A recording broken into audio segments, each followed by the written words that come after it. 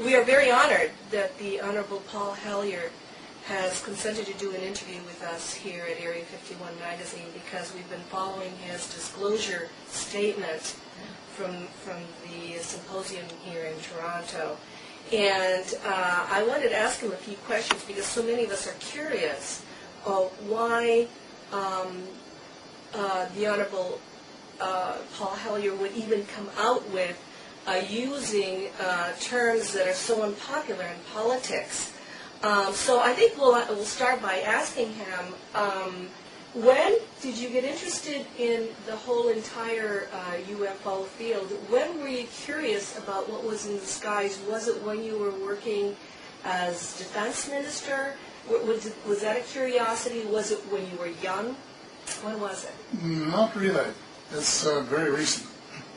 When I was Minister of National Defense, I had reports crossing my desk about sightings, but they just indicated whether or not there was some natural explanation or whether there wasn't.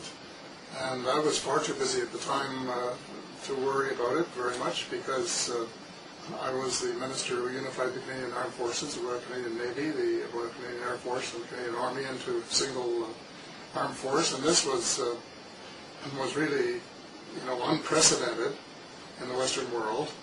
And Robert McNamara, who was the U.S. Secretary of Defense at the time, said this is what all the ministers wanted to do but didn't have the guts to do. But so this was it was war really to accomplish this. This was McNamara under Kennedy.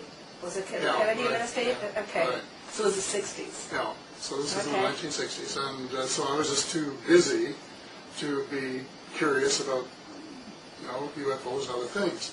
So it was only, I suppose, in very recent times when some friends have started sending me things, and frankly, I usually was too busy to read them, or thought I was, and I kept putting them off and putting them on the shelf for future reference. And I must admit that it was only after I took Colonel Corso's book to my little lodge in Muskoka a year ago and sat down and read it that it really tweaked my interest because I knew right away that it was real. And I said, hey, this is something that I want to find out about because it's important and there are a lot of policy issues that I'm going to have to think about. This book, who gave it to you? I guess it was Pierre Junot. Okay. Pierre Junot has been sending me quite a bit of stuff, and he's very judicious. He knows that I'm overloaded, and you looked at my desk earlier, so you know that it's true. And but you're an activist. You're in many areas. Well, that's true. Yes, and just going night and day. People ask me what I do now that I'm retired, and I said, well, the only difference is I only work 6 days a week now. But and it's more or less true. But I read that, and I knew that it was authentic. I asked myself, would anyone be capable of making that fiction? Because I only read a few books a year. The previous year I read The Life of Pi when I was on my vacation. And it was so convincing that I couldn't make up my mind 100% until right at the end whether it was fact or fiction. And I said, is there any possibility that this book could be fiction? And the answer that I concluded was no, it couldn't, because there are too many times, too many places, too many names, and too many references that I understand and know, and as a former Minister of National Defense would recognize as being legitimate. But I can't dismiss this. This is the real thing. And so all of a sudden I became deeply interested and I say deeply concerned. Okay, and I also know, because it was part of the story that was written about you, that you called, I think it was a 4-star general in the United States, to confirm that what Colonel Corso was saying was Well, I'm not at liberty to say who it was or how many stars he had, but when I was reading the book, my nephew came along and asked me what I was reading, and I told him. And so he was, like a large proportion of the population, a skeptic, and didn't mind admitting it. So he went away and he was only there for a few days. And I guess a couple of weeks later, he phoned me and said I'd been talking to my friend, the retired general, and I told him about this book. And he said, quote, "Every word is true and more," end of quote. And he said, "Now, I want to get my hands on that book." Well, the book was a bestseller, and it did come out programmed for the 50th anniversary of the Roswell crash. Right. And we have groups that believe that Roswell didn't even happen, where Colonel Corso in the book and in The Dawning of a New Age, which are his original notes, he talks about seeing a body at Fort Wright. Not just his work at the Pentagon, it's the fact that he did see also an alien body, which is very important. So you're telling me that this changed the way you thought about a lot of things, and you were curious, and you also considered it serious. Did you consider it serious because it's a matter of national security, or did you consider it serious because as a human being it changed the way you looked at the world? It made me very curious and concerned, because I understand policy issues when they stare me in the face. And so I said, there are all kinds of policy issues here. First of all, General Nathan Twining, right at the beginning, designated these people as enemy aliens. And so my first question is, are they still designated enemy aliens? Because if they are, then the United States Armed Forces are preparing to kill them.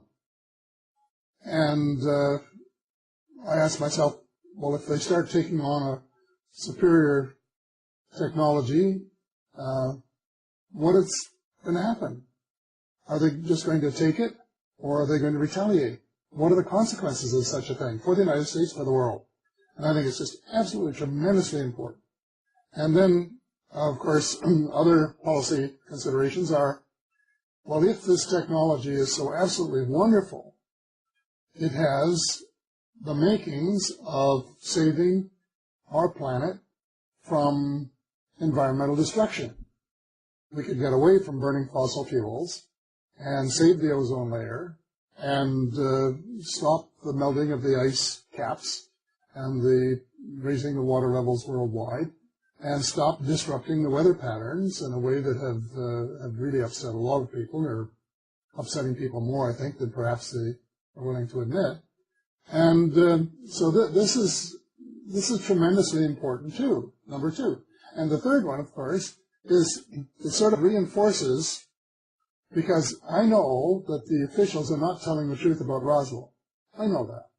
I heard some of them on television not too long ago, where they some of the party line was still, well, it was a weather balloon.